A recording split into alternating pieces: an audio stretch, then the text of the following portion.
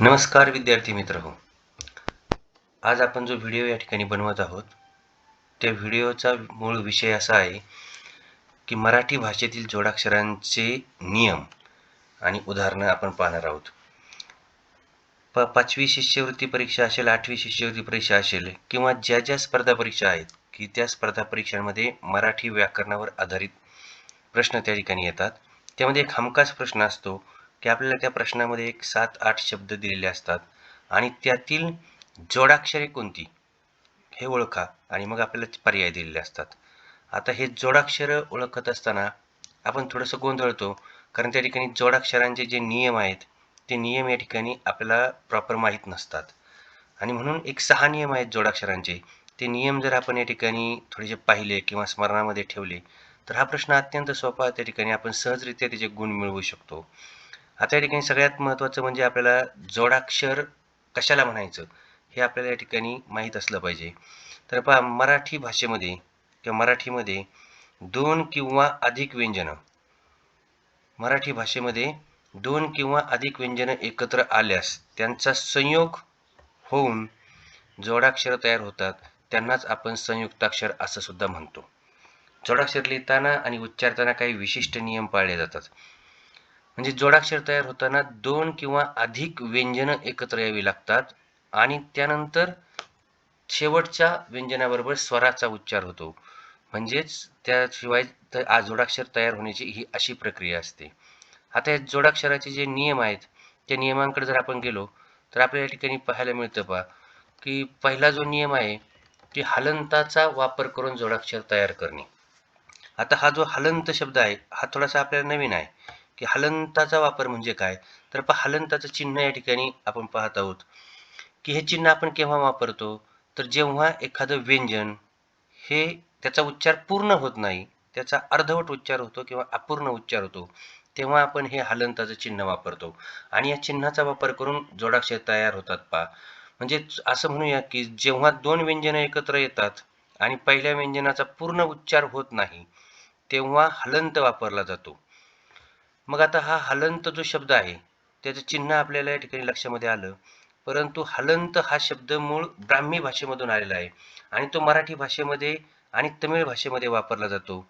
या हलंताचा वापर करून जोडाक्षरे तयार केली जातात किंवा जोडाक्षरे तयार होतात.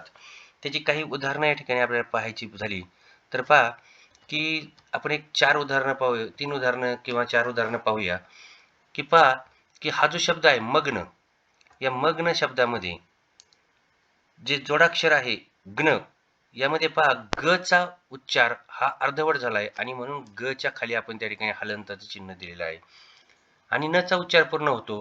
परंतु ह्या मग्न ग्न या शब्दाचा उच्चार होत असताना ग अधिक न आणि शेवटी स्वर अ, म्हणजे अशा प्रकारचा उच्चार होतो. म्हणजे ग्न हे जोडाक्षर आहे हे आपल्याला या ठिकाणी लक्षामध्ये येतं. त्यानंतर त्याचप्रमाणे रत्न अर्धवट त अधिक न आणि त्यापासून न हा शब्द त्या ठिकाणी जोडाक्षर तयार झालं पहा. तसंच अद्भुत मधला हा शब्द आहे की याला अर्धवट द आणि त्याच्यामध्ये ब मिसळल्यानंतर हा शब्द तयार होतो. तसंच कष्ट या शब्दामध्ये अर्धवट श आणि ट मिसळून ष्ट हे त्या ठिकाणी हा शब्द तयार होतो पहा. म्हणजेच हलंताचा वापर करून अशा पद्धतीने या ठिकाणी जोडाक्षरं तयार केली जातात किंवा जोडाक्षरं म्हणजे ज्या ठिकाणी अर्धवट व्यंजन उच्चारलं जात असेल ते जोडाक्षर असतं, हे आपल्याला या नियमामधून कळतं. त्यानंतर दुसरा जो नियम आहे रेफ र आणि रुकार र यांचे नियम. आता सर्वात पहिल्यांदा हे रेफ म्हणजे काय आणि रुकार म्हणजे काय हे आपल्याला समजणं महत्त्वाचं आहे, कारण हा नियम क्रमांक 2 जो आहे याच्यामध्ये 2 नियम आहेत, उपनियम आहेत की एक म्हणजे असा आहे की मराठीमध्ये र या शब्दापासून संयोग 2 प्रकारे होतात. म्हणजे शब्दाच्या किंवा अक्षराच्या वर रफार येतो त्याला म्हणायचं रेफ र आणि जर तोच रफार हा शब्दाच्या खालच्या बाजूला आला तर त्याला त्या ठिकाणी म्हणायचं रुकार र.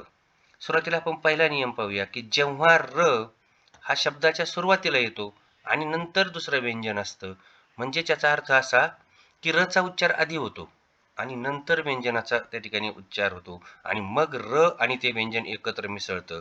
म्हणजे अशा पद्धतीने या ठिकाणी रेफ र पासून जोडाक्षरं तयार होतात. पहा आता या ठिकाणी आपण काही उदाहरणं पाहूया, की आपण शब्द जेव्हा उच्चारतो अर्क, तेव्हा अर्क हा शब्दाची फोड करताना आपल्या लक्षामध्ये येतं, की अर्क म्हणजे र चा उच्चार क च्या आधी झाला आणि म्हणून र चा रेफ हा क च्या डोक्यावर म्हणजे वरच्या बाजूला गेला.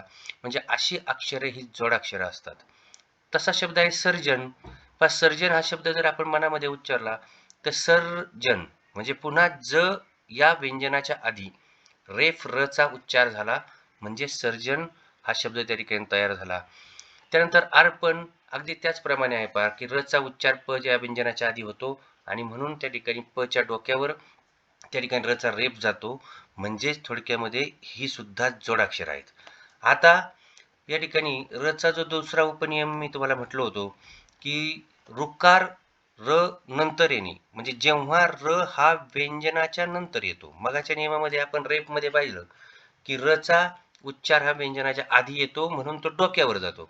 आता जेव्हा र चा उच्चार हा व्यंजनाच्या नंतर येतो, तेव्हा त्या ठिकाणी तो शब्द व्यंजनाच्या नंतर म्हणजे एकतर तो व्यंजनामध्ये मिसळतो आणि तो त्याला म्हणायचं ऋकार र. त्याची काही उदाहरणं या ठिकाणी पाहूया. पहा क्रांती शब्द आहे क्रांती. या क्रांती या शब्दामध्ये आपण तो शब्द वाचला तर पहा क्रा म्हणजे क नंतर र चा उच्चार होतोय. म्हणजे क्र कशा तयार झालाय तर क अधिक र. तसंच प्रगतीमध्ये पहा प्र म्हणजे प नंतर र. मित्रमध्ये सुद्धा की मध्ये पहा त आणि नंतर र त्या ठिकाणी येतो. म्हणजे अशा पद्धतीनं या ठिकाणी हे जो र चा दुसरा नियम आहे तो जो असणारी ही शब्द ही जी अक्षर आहेत पहा क्रांती किंवा प्रगती किंवा मित्र यातली त्र प्र क्रा ही जोडाक्षर आहेत. हे आपल्या या ठिकाणी लक्षामध्ये येतं. त्यानंतर तिसरा जो जोडाक्षराचा नियम आहे हा तर आपल्या सहजासहजी लक्षात राहण्यासारखा आहे, की विशेष जोडाक्षर जे आपण मराठीमध्ये म्हणतो की ही अक्षर जोडाक्षरच आहेत मूळ. त्याची 3 उदाहरणं या ठिकाणी आपण पाहूया पहा, की ज्ञ, क्ष आणि श्र ही मूळतः जोडाक्षर आहेत. म्हणजे आपण सहज पाहिलं तर ज्ञ कसा तयार होतो, तर ज्ञ तयार होण्याची प्रक्रिया पहा त्यामध्ये अर्धवट स्वर म्हणजे इथं सुद्धा हलंताचा वापर झाला, की ज चा उच्चार अगदी किंचित होतो आणि त्यामध्ये आपण हा न्य हा जो मिसळतो पहा व्यंजन त्यापासून हा ज्ञ तयार होतो आणि म्हणून हे सुद्धा जोडाक्षर आहे. मूळतः एक गोष्ट आपल्या लक्षामध्ये असली पाहिजे, की ज्ञ, क्ष आणि श्र ही व्यंजनं जिथं जिथं येतील ती त्या ठिकाणी जोडाक्षर आहेत. हे आपल्या लगेच लक्षामध्ये येईल पहा. त्याचप्रमाणे हा क्ष असेल किंवा हा श्र असेल ही या ठिकाणी जोडाक्षर आहेत. म्हणजे याला म्हणायचं विशेष जोडाक्षरे संयुक्त स्वरूप बदलणारी जोडाक्षरे ही असतात पहा. त्यानंतर हा नियम पहा थोडासा नवीन नियम आहे. थोडासा लक्षात सहजासहजी राहत नाही, की काही वेळा अनुस्वार जोडाक्षराच्या ऐवजी वापरला जातो. म्हणजे जोडाक्षर लिहायचं नाही, परंतु त्याचं काम अनुस्वार करतो. म्हणजे अनुस्वार दिला की जोडाक्षर लिहिण्याची प्रक्रिया थांबली असा त्याचा अर्थ होतो आणि म्हणून त्या ठिकाणी ते सुद्धा जोडाक्षर असतं. आता एक कसं जोडाक्षर आहे तर पहा की याचं उदाहरण पाहू अंश. आता अंश ह्या शब्दाची फोड मी जेव्हा इथं अशी लिहिली की अवर अनुस्वार दिला औ अधिक श, पण मला ही फोड जरा वेगळ्या पद्धतीने लिहिता आली असती. उदाहरणार्थ हे तिसरं उदाहरण पहा की मंत्र. इथं मी अनुस्वार नाही लिहिला, मी काय केलं अनुस्वार काढून टाकला आणि मन अधिक त्र म्हणजे पहा न हे अर्धवट व्यंजन आणि त्यामध्ये त्र हे व्यंजन म्हणजेच हे जोडाक्षर आहे. म्हणजे अनुस्वाराचा उपयोग हा जोडाक्षरासाठी केला जातो. म्हणजे अनुस्वार असलेलं अक्षर हे जोडाक्षर असतं. हे या ठिकाणी आपल्याला समजून जाईल पहा. तसंच हा संपत्ती शब्द आहे की संपत्तीमध्ये सुद्धा मी इथं अनुस्वार दिलाय की सम अधिक पत्ती. पण हे जर मला वेगळ्या पद्धतीने फोड करायची असेल तर मला सण किंवा संपत्ती आपण सण नाही म्हणत परंतु सम अधिक पत्ती म्हणजे इथं म चं काम या ठिकाणी अनुस्वार करतो आणि म्हणून म लिहिला नाही. जर अनुस्वार काढला तर तुम्हाला त्या ठिकाणी म हा हलंताचा वापर करून म लिहावा लागेल. म्हणजे संपत्ती हा शब्द त्या ठिकाणी आपल्याला मिळेल आणि त्यामधला स जो आहे ते सुद्धा जोडाक्षर आहे. म्हणजे अनुस्वार असलेलं अक्षर हे जोडाक्षर असतं. हे आपल्या त्या ठिकाणी लक्षामध्ये राहिलं पाहिजे. त्यानंतर 5वा नियम आहे की द्विरुक्त व्यंजनामुळे तयार होणारी जोडाक्षरे. द्विरुक्त म्हणजे काय? तर एकाच व्यंजनाचा उच्चार सलग दोनदा होतो, तेव्हा ते जोडाक्षर असतं. म्हणजे उदाहरणार्थ पहा, की बुद्ध शब्दामध्ये या ठिकाणी ध अशा व्यंजनांचा त्या ठिकाणी पुनर्वापर होतो, किंवा 50 या शब्दामध्ये पहा न 2 वेळा येतो, संमतीमध्ये म 2 वेळा येतो. म्हणजे हा नियम अगदी सहजासहजी लक्षात राहण्याजोगा आहे आणि आपल्या राहतोही हा लक्षामध्ये. कारण एक व्यंजन दोनदा आलं की त्या ठिकाणी ते जोडाक्षर आहे हे आपण सहज त्या ठिकाणी ओळखू शकतो. आणि 6वा नियम या ठिकाणी अत्यंत महत्त्वाचा आहे जोडाक्षराचा, की काही जोडाक्षरांचे विशेष उच्चार आणि लेखन बदल असतात. म्हणजे उदाहरणार्थ काही जोडाक्षरे विशेष पद्धतीने लिहिली जातात. त्यांची लिहिण्याची पद्धतच या ठिकाणी वेगळी आहे आणि म्हणून त्या ठिकाणी ही जी लिहिलेली जोडाक्षर आहेत ती उच्चारलीही वेगळ्या पद्धतीने जातात. उदाहरणार्थ पहा, अष्टांग हा शब्द आपण बऱ्याच वेळा वापरतो. या अष्टांग या शब्दामध्ये पहा की काय आलं, या अष्टांग शब्दामध्ये जोडाक्षर ष्टा जे आहे ते तर तसं मूळचा पाहिलं आपण तर ते जोडाक्षर त्या अनुस्वारामुळे सुद्धा आहे. परंतु श, अर्धवट श हे व्यंजन आणि त्यामध्ये ट मिसळल्यानंतर हे अष्टांग तयार झालं. म्हणजे ष्ट वाचण्याची किंवा लिहिण्याची पद्धत वेगळी आहे. ही जोडाक्षरं असतात पहा. तसंच महाराष्ट्रामधला आपण राष्ट्र जर पाहिलं तर तो सुद्धा तशाच पद्धतीने पहा तयार होतात. किंवा द्वारमधील द्व तर अर्धवट द हलंताचा वापर करून लिहिला आहे आणि त्यामध्ये व हे व्यंजन मिसळलं की हे अशी जोडाक्षर तयार होतात. म्हणजे जोडाक्षर तयार होण्याची एक 6 नियम आपण पाहिले. पुन्हा आपण त्यावर एक धावती नजर टाकूया, की त्यातला पहिला जो नियम होता पहा, की साधारणपणे हलंताचा वापर करून अर्धवट व्यंजन या ठिकाणी आपण काय करतो, की हलंताचा वापर करतो आणि जोडाक्षर तयार होतं हे आपल्याला या ठिकाणी समजलेलं आहे, की त्या ठिकाणी हलंत त्या ठिकाणी चिन्ह आपण वापरतो. त्यानंतर दुसरा नियम याच्यामध्ये 2 उपनियम होते, की जर शब्दाच्या वर रफार आला तर त्या ठिकाणी त्याला रेफ र असं म्हणतात आणि तेही जोडाक्षर असतं. तर आणि त्यातला दुसरा जो उपनियम आहे, की शब्द लिहिताना एखाद्या व्यंजनानंतर जर रचा उच्चार झाला तर ते सुद्धा क्र, प्र हे सुद्धा जोडाक्षर आहेत पहा. त्यानंतर हा तर नियम अतिशय लक्षात राहण्यासारखा आहे, की ज्ञ, क्ष, श्र ही जोडाक्षरच आहेत आणि अनुस्वाराचे शब्द कशा पद्धतीने लिहितो हे दोन्ही पद्धती आपण या ठिकाणी पाहिल्या. जर अनुस्वार दिला असेल तर आपल्याला त्याचा अर्धवट जो काही व्यंजनाचा उच्चार आहे तो लिहिण्याची गरज नसते. तो आपण तिसऱ्या उदाहरणामध्ये या ठिकाणी लिहिलेला आहे. म्हणजेच हे सुद्धा जोडाक्षर असतं. आणि 5वा नियम, की एकच व्यंजनाचा जर पुन्हा पुन्हा उच्चार झाला किंवा सलग दोनदा उच्चार झाला, एकाला एक जोडून उच्चार झाला तर ते एक जोडाक्षर आहे. आणि काही जोडाक्षर जी विशेष उच्चार किंवा लेखनाने लिहिली जातात त्यातली ही जोडाक्षर आपण या ठिकाणी पाहिली. की आता हे शंख्यमध्ये पहा, की शंख्य या शब्दामध्ये ह्या ख्यचा उच्चार कसा झालाय पहा आणि त्यामध्ये य मिसळलाय म्हणून हे सुद्धा या ठिकाणी जोडाक्षर आहे. फक्त हे पाहत असताना आपल्या एक गोष्ट लक्षामध्ये राहिली पाहिजे, की रफाराच्या बाबतीमध्ये आपण त्या ठिकाणी काय करतो थोडंसं विसरतो पहा, की जेव्हा व्यंजनाच्या आधी रचा उच्चार होतो तेव्हा ते जोडाक्षर आहे. व्यंजनाच्या नंतर जर रचा उच्चार झाला तर तेही जोडाक्षर आहे.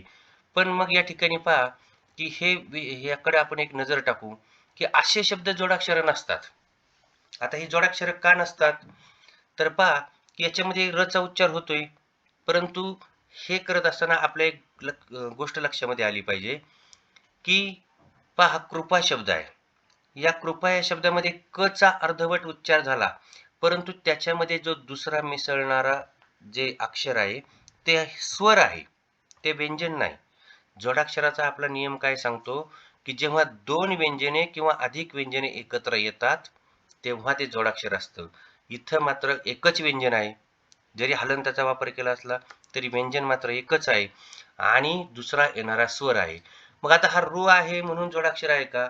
तर नाही. या जागेवर जर आपण दुसरा एक शब्द पाहिला असता, समजा आपण असं म्हणूया की का, तर का हे जोडाक्षर होऊ शकेल का? नाही. तर क मध्ये आपण आ हा स्वर मिसळला म्हणजे जसं का हे जोडाक्षर होऊ शकत नाही तसंच हृदय हे सुद्धा जोडाक्षर होऊ शकत नाही. कारण ह मध्ये हलंताचा वापर करून आपण रू हा स्वर मिसळला, जसं का मध्ये आ स्वर मिसळला होता. म्हणजेच अशी अक्षरं जोडाक्षर नसतात. म्हणजे या ठिकाणी र च्या नियमामध्ये ही जोडाक्षरे बसत नाहीत आणि म्हणून ही जोडाक्षरे नसतात. अशा पद्धतीने ही जोडाक्षराचे सर्व नियम आपण या ठिकाणी पाहिलेले आहेत. व्हिडिओ जर आवडला असेल तर लाईक करा, शेअर करा, कमेंट करा आणि इतर आपल्या मित्रांनाही पाठवा. कारण स्पर्धा परीक्षेसाठी आपण असे अत्यंत महत्त्वाच्या अडचणीच्या टॉपिकवर या ठिकाणी व्हिडिओ बनवत असतो. व्हिडिओ पाहिल्याबद्दल धन्यवाद. पुन्हा भेटूया नवीन व्हिडिओमध्ये.